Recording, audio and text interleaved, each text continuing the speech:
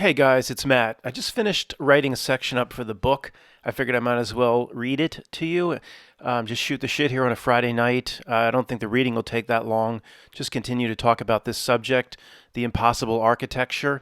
The book that I'm writing now, I keep saying I need another 5 weeks, and then 2 more weeks goes by, and I need another 5 weeks.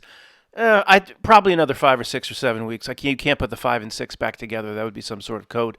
It's just getting bigger and bigger, and I have to make sure it's under 100 pages. I'm not going to let happen what happened to the last book, where it's just diving into one conspiracy after another. I did my best to avoid all of that chase of the conspiracy. This book is about coming out of the bog. Really, the only times I dive into conspiracy at all is the section I'm going to read in the back where there's just the questions and answers. Like, Matt, what do you think the Holy Grail is? Here's what I think the Holy Grail is. Matt, what do you think the 666 is? Here's what I think the 666 means. What about the impossible architecture? That's the part I'm going to read to you, and then we'll talk about it. And I know because there's, other channels that focus on this, and a lot of YouTube videos have been made, and I've talked about it many times in the past myself. I will use, and I continue to use in the book, the Cathedral of Cologne as my basis point, as my example, because it's the only megalithic site I've ever been to. It's the only one. So I have to use that as my reference. I haven't been all over the world like friends of the channel like Irwin. Haven't heard from him for a while. He's been to 25 of these sites. Every single one he's talked to me about, or at least sent me a sentence or two saying, I've been to that site, Matt. And every single time he confirms, he'd say, there's no possible way it could have been built by that little tribal community that they say build it. Every single time it's the same way, Irwin. He's like, yep, I've been to 25 or 30 of them over 25 years, and nobody, per what they say the culture was, or whatever tools they had available, donkeys, jackasses, burros, and mules, couldn't have gotten it done. So I have a segment here I'll read to you. Most of the questions and answers are a lot shorter than this one, probably about a 10-minute reading. Then we'll talk about it on the back end, and I'll look to your comments. One last clarification on what I just said. I'm talking about megalithic sites, not necessarily just the cathedrals, of course, not just the Great Pyramids, but these places are all over the world. I don't know the names offhand, like Machu Picchu, or there's temples carved down into stone in India, where the entire temple is like carving out the stone going down 100 feet. And there's the gigantic temple in Cambodia. I forget the name. These are the megalithic sites, not just the cathedrals, of course. So in the book, the back 15 pages or so is just a Q&A. And most of the Q&As are a lot shorter than this one. I started writing, it kept going. I figured I'd make a video out of it. So I'm not sure the final format, but it's like this. Matt, what do you think about the impossible architecture and megalithic structures that should have been impossible to have been built with simple tools like ropes, chisels, and horses? And I write, overall, I consider the topic to be a reality distraction that keeps me away from a worry about your self-philosophy. Of course, that is explained throughout the course of the book. The getting out of the bog, getting back to what we're supposed to do in life is the basis of what the book is about. Overall, the chasing of could this have been built or not, and always bring it back to this, it's part of the general reality distraction. Okay, I'm just using my reading here as notes. I will go off the notes from time to time as I talk to you tonight on Friday.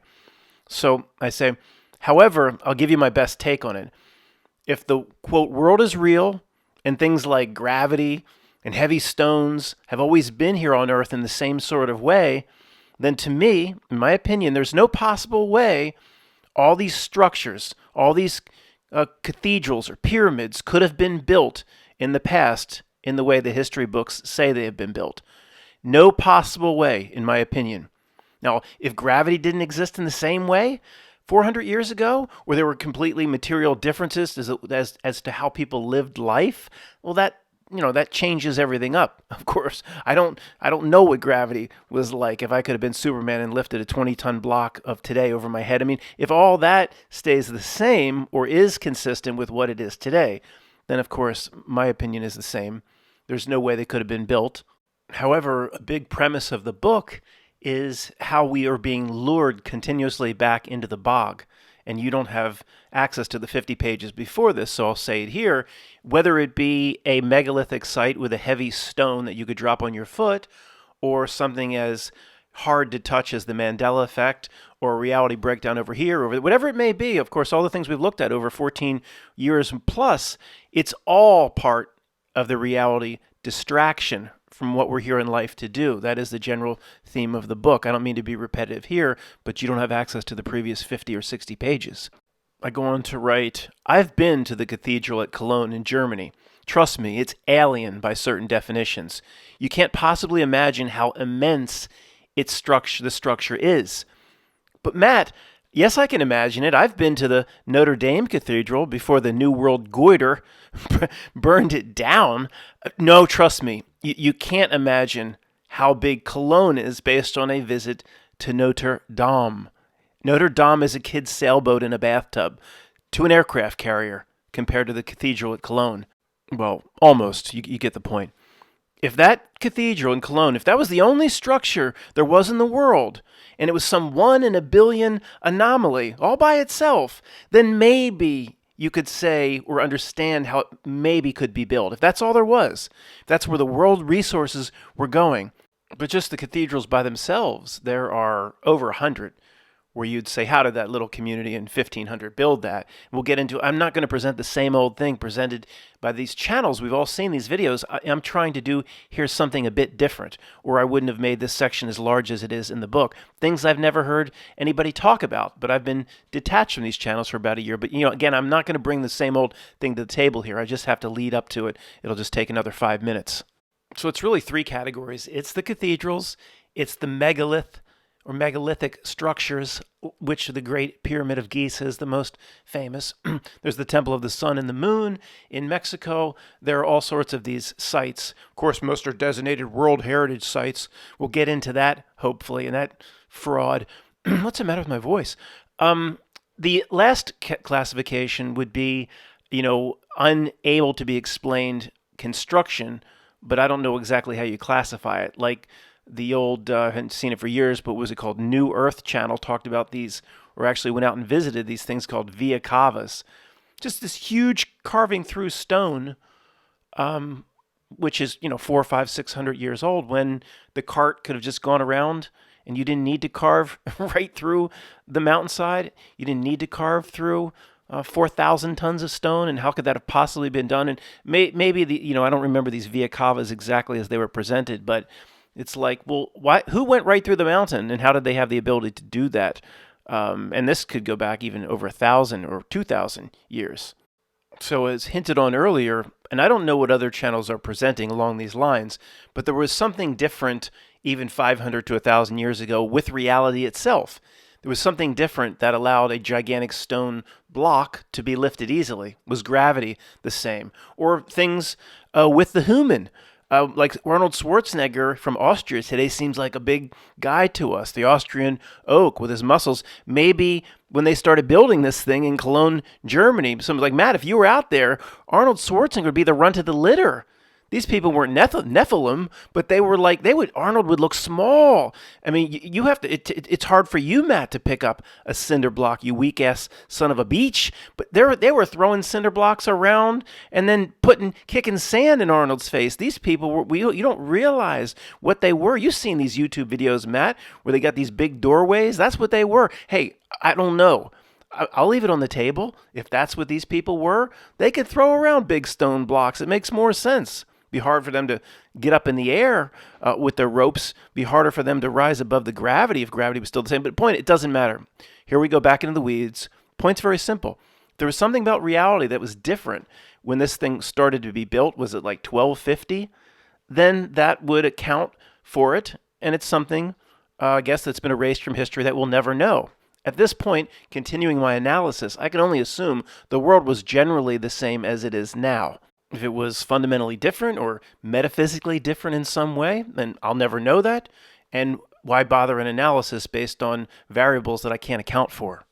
But again, I don't want to make the same old presentation a lot of other channels have made, so I want to focus on these 2 things, where I'll pick up in my reading here.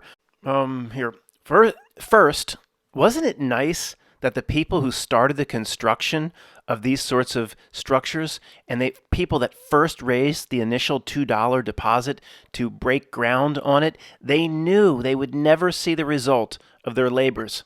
Again, just looking at Cologne, I think it was 1250 through the late 1800s. It's around 600 years.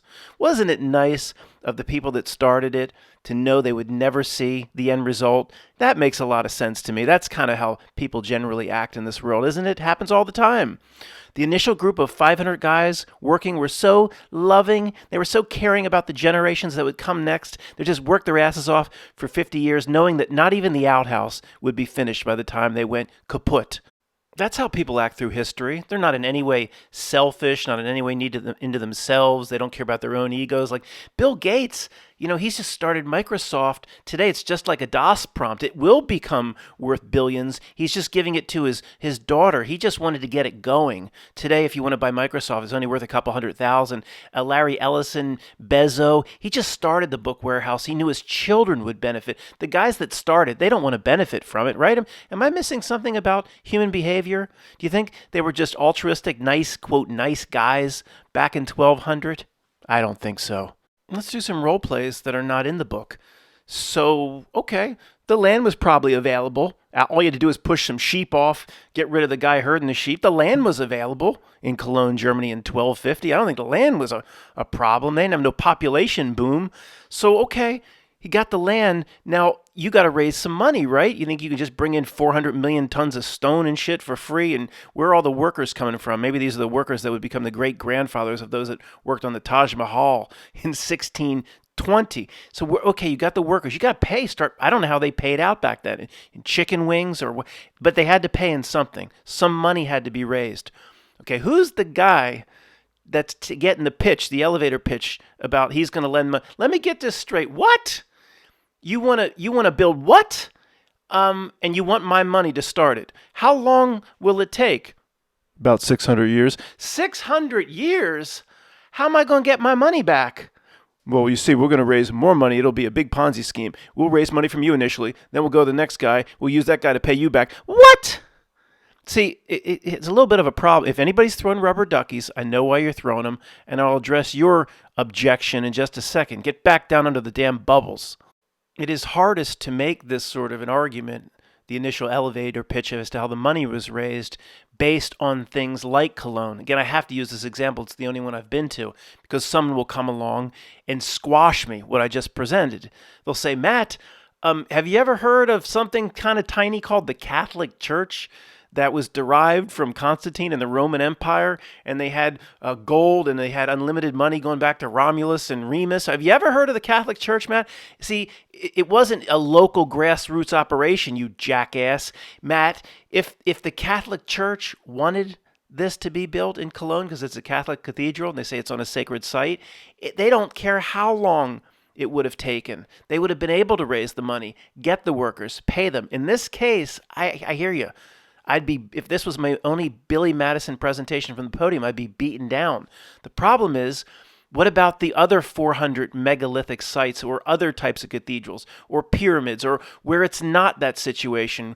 The cathedral at Cologne, or specifically a Catholic cathedral, is the only situation going back 2,000 years where someone could say you do have access to the unlimited deep pockets. For all the other ones all over the world, you don't. Then the other issues I'm about to present apply. You still have issues that apply here in Cologne. It doesn't matter what Rome would want. There's still issues that should prohibit this thing from being built, like the structure itself. It doesn't matter what the Vatican wants, what they're willing to pay.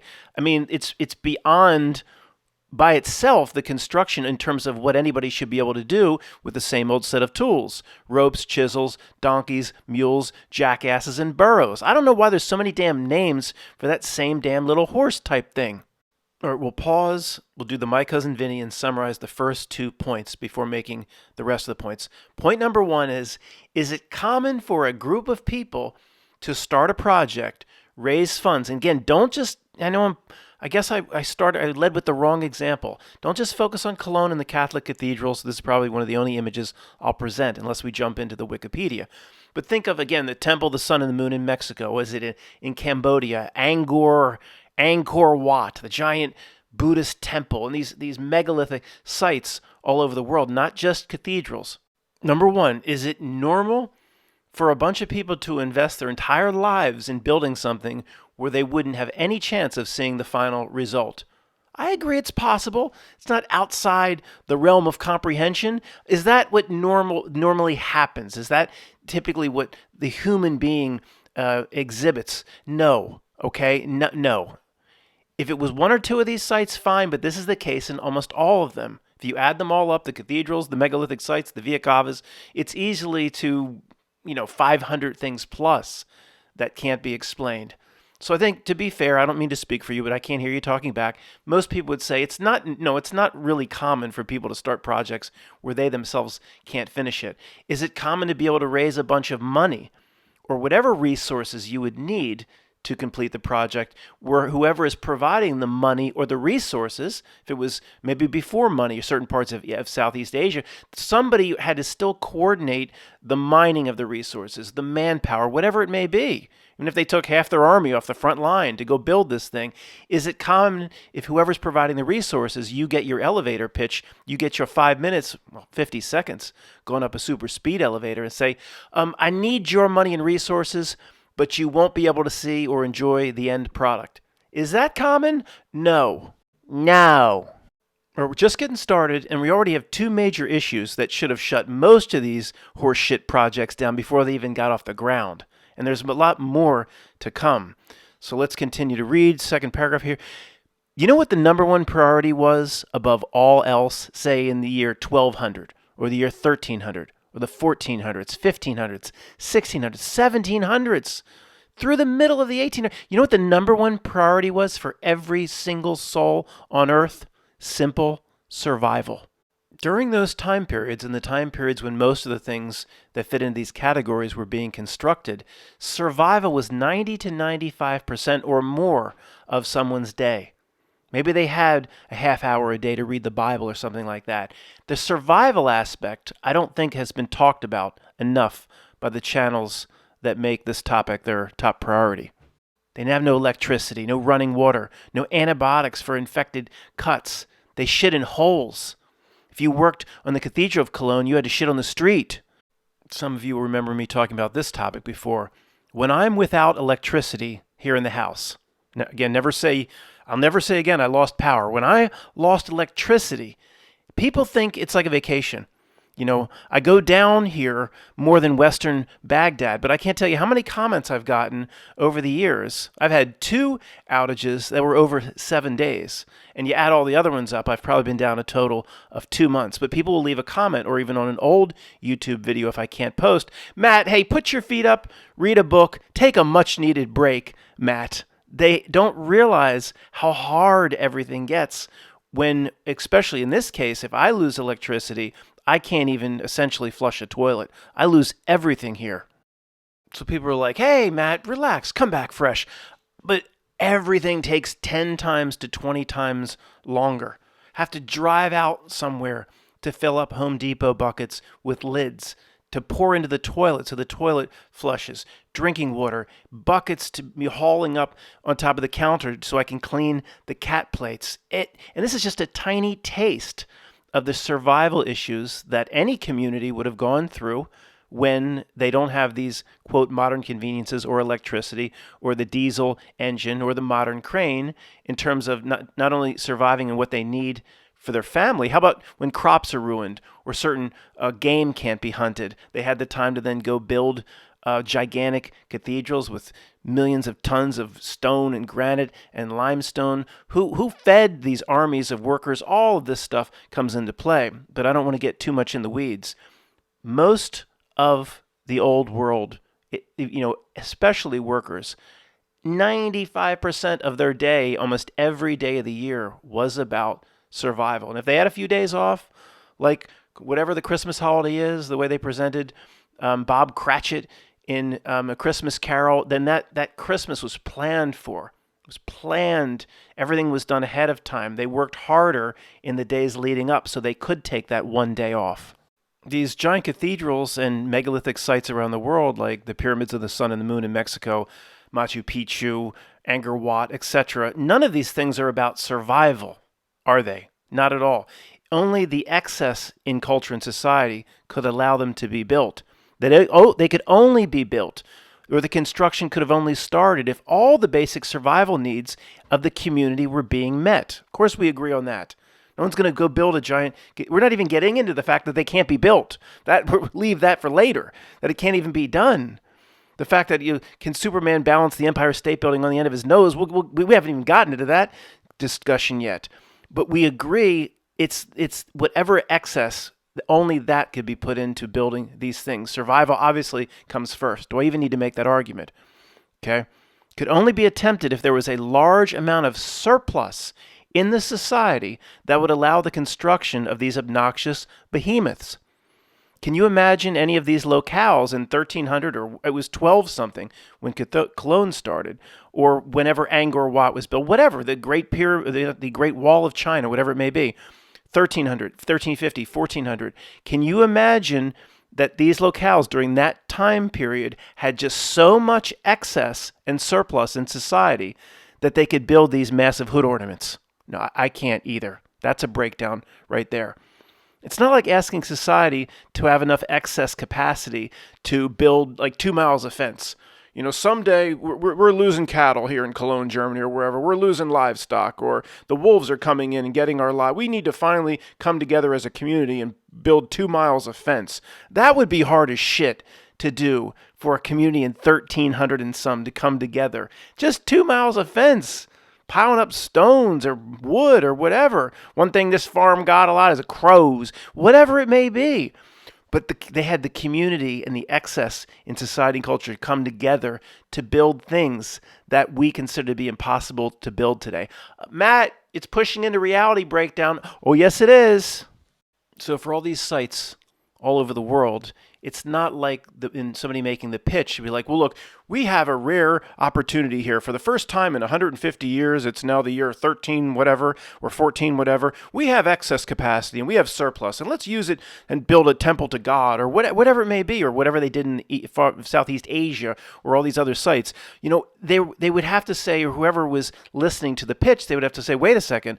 We do have some rare excess capacity. The grain stores have been high. People's bellies have been full for the last 5 years, and that's rare for around here.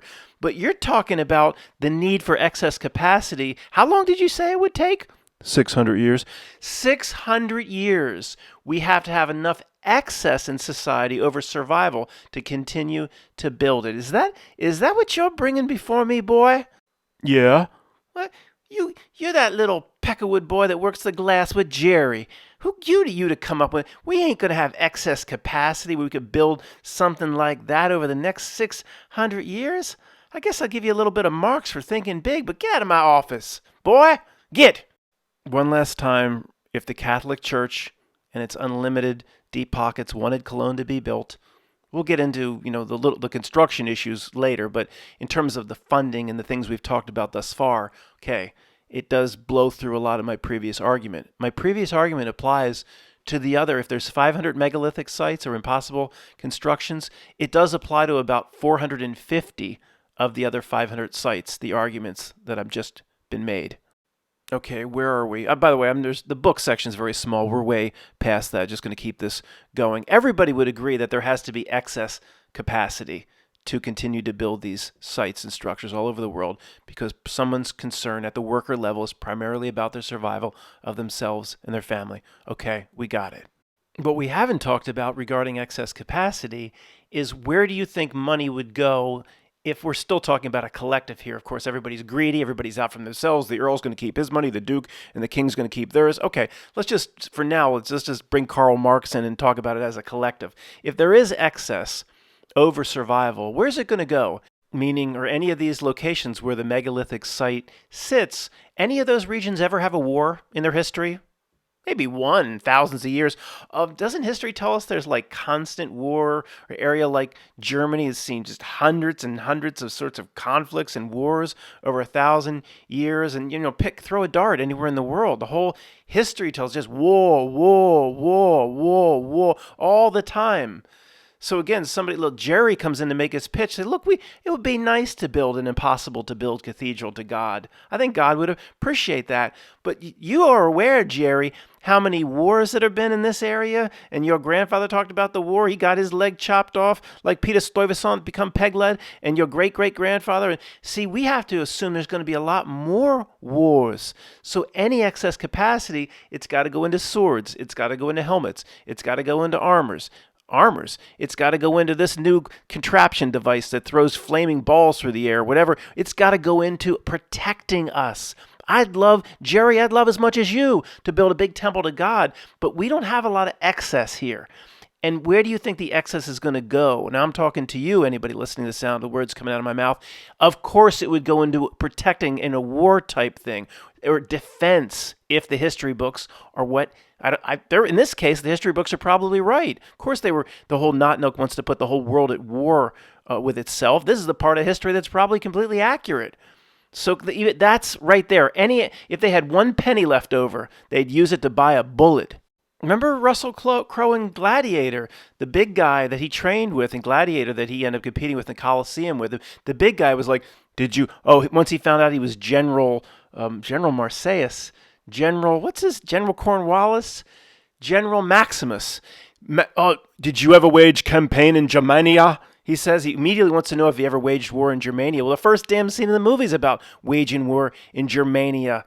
Russell Crowe would have been right in front of the Cologne Cathedral at that time with his Roman hordes. They didn't have no time or excess capacity to build that thing you're looking at.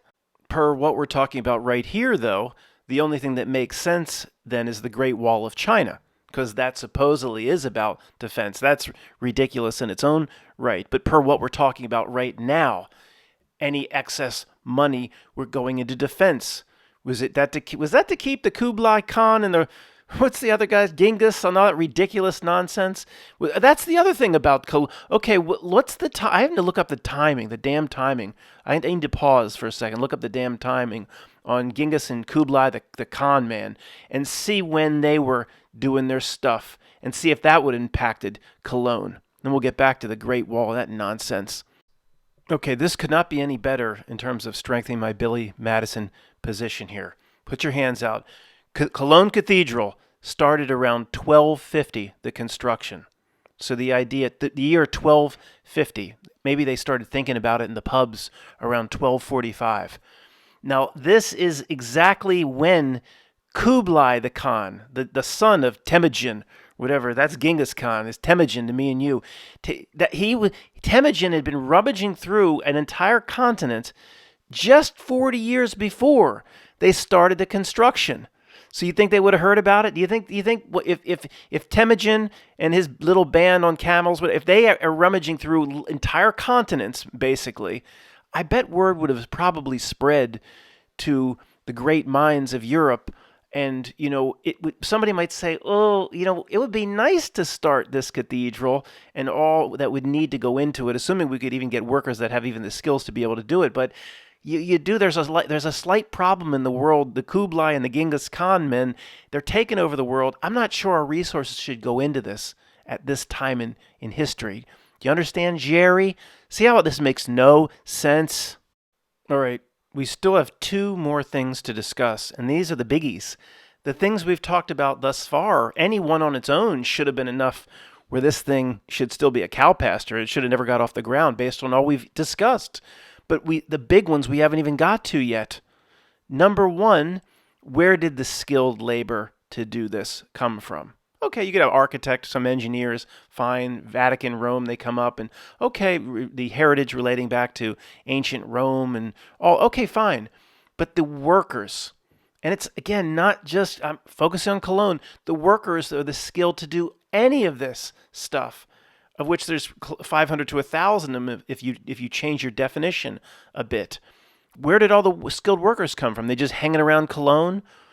Even if they came from other parts of Germany, fine. There's similar constructions going on all over Europe. And if you go a few hundred years in each direction, all over the world, go into like the Grand Place in, in Belgium, Brussels, Belgium.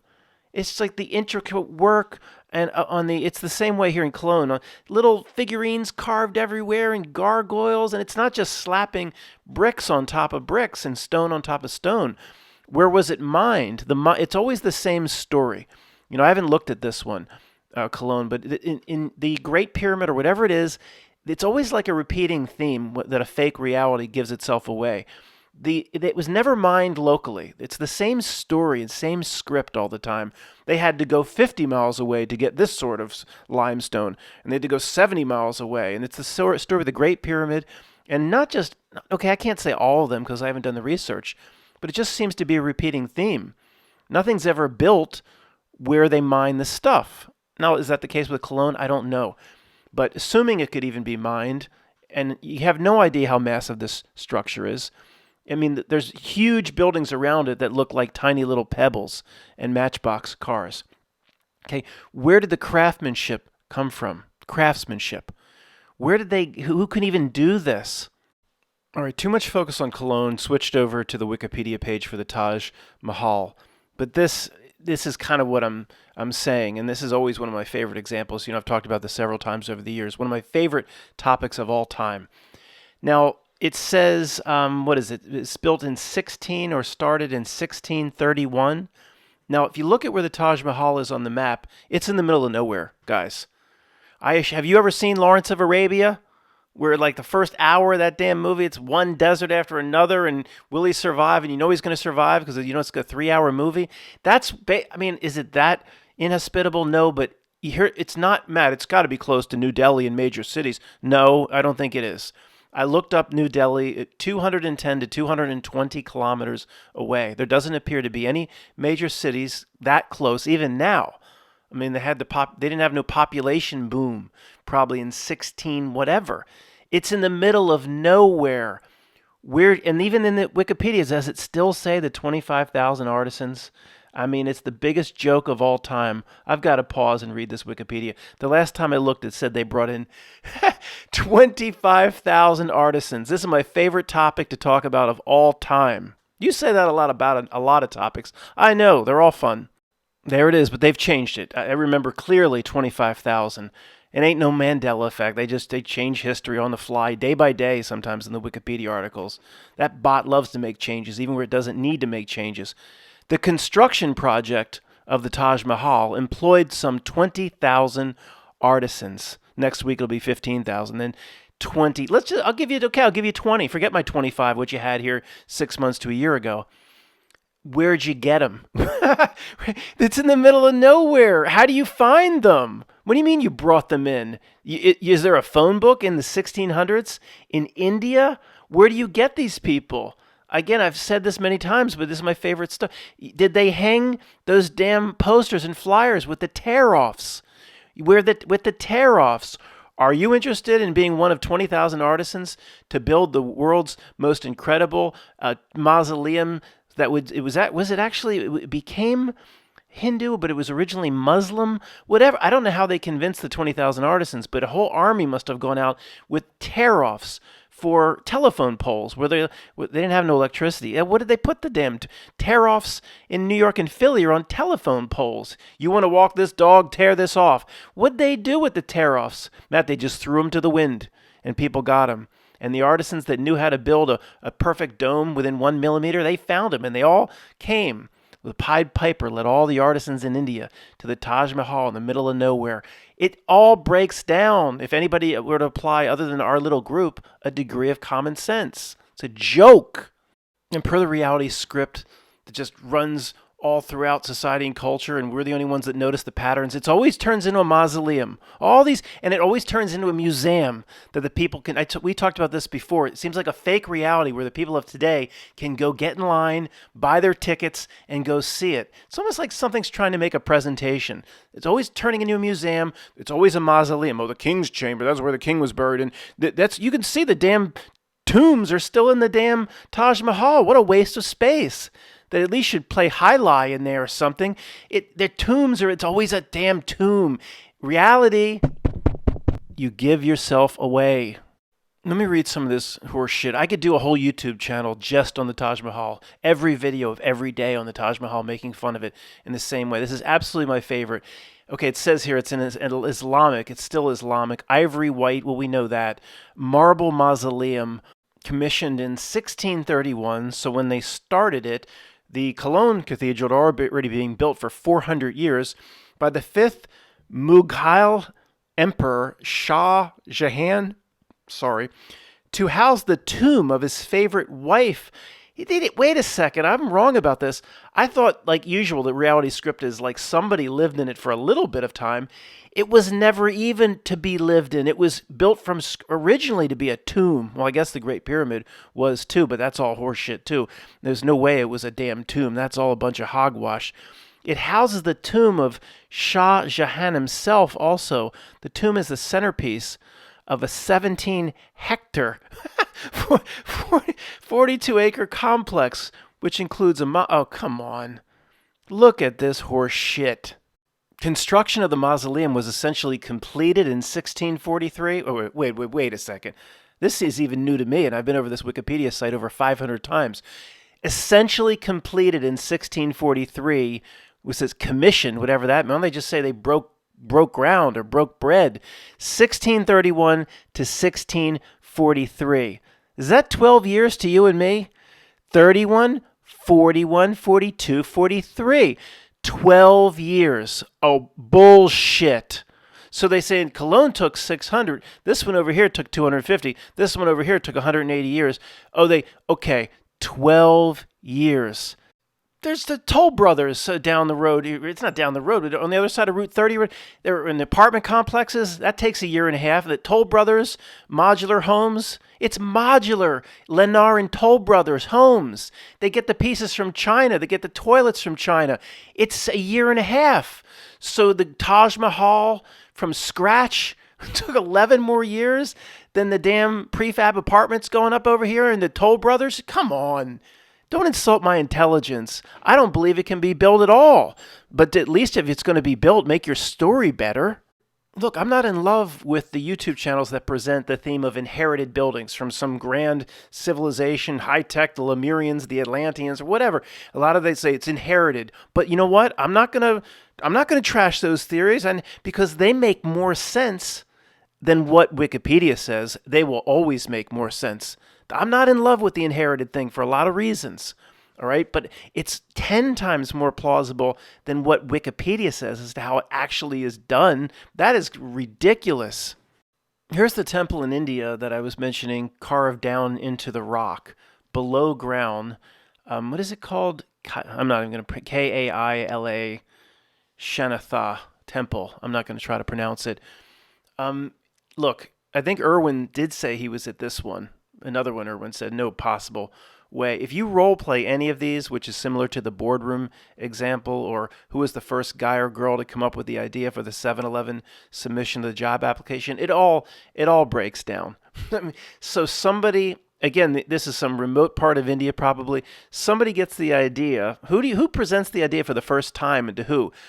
See this rock here? It's constant bedrock. You know when you go to farm in this whole region, you go down just a couple feet, it's all rock? Yeah. See, that rock goes, this is actually to our advantage. It goes down like 100 feet. We're going to get these guys here. We're going to bring in the same 25,000 artisans that'll someday do the Taj Mahal. They're going to dig down with spoons and little knives and wooden spoons. They're going to dig down into this rock over 100 years, and they're going to make this temple. They're going to what? I mean, how do you even start these types of projects? This part of India is not, again, back to our survival thing. They're not worried about basic survival. It's like, what did they just go knocking on the doors to each of the artisans' homes? Pop, sir, I hear you're really good with stonework. Yeah, but we just got 2 more kids. The goat just died. I got a farm. You want me to what? You want me to dig out a giant temple in solid rock? Look around. The wife's already pregnant. I can't leave the house, man. How'd they get the people to do this? It's Matt, you tell us then. What is it, genius? I'll tell you the answer. You're not going to like it. Half of you won't like it. Half of you will absolutely start firing rubber duckies. The other half in the old guard will accept it because we're at this stage in our, quote, truther evolution. It is part of the general and quote master reality trick and ruse. All I have to know is it, not Milk Reality, Asshole Dark, wants me spending my entire life trying to figure out how it was done. It wants me to jump in and do research. It's Ray Liotta at the end of the movie Revolver. Not fear me to Jason Statham. Research me. Research me, please. And it will hang its bait and it will tempt you and lure you in as all of Dark Reality does. What the hell kind of answer is that? It's a pretty simple question, genius. Was it built or not? We know it was. So how was it built? And I will tell you that this reality wants me to try to figure out how it was built. Therefore, I care not to figure out how it was built. Maybe it wasn't built in the way you think. I don't think all of the answers are between the bookends or in the toy box. We've seen too many breakdowns. It doesn't matter. All I need to know is it's part of the general reality bog, ruse, and trick. It's fun to talk about like we're doing. It's fun to make fun of, a few laughs. Always end with the proper frame of mind. This is no different than any other conspiracy that this reality presents, in my opinion. It doesn't seem to be the same. Well, the structure's there, Matt. Somebody had to build it. Not necessarily, if you think big enough. Thanks for listening.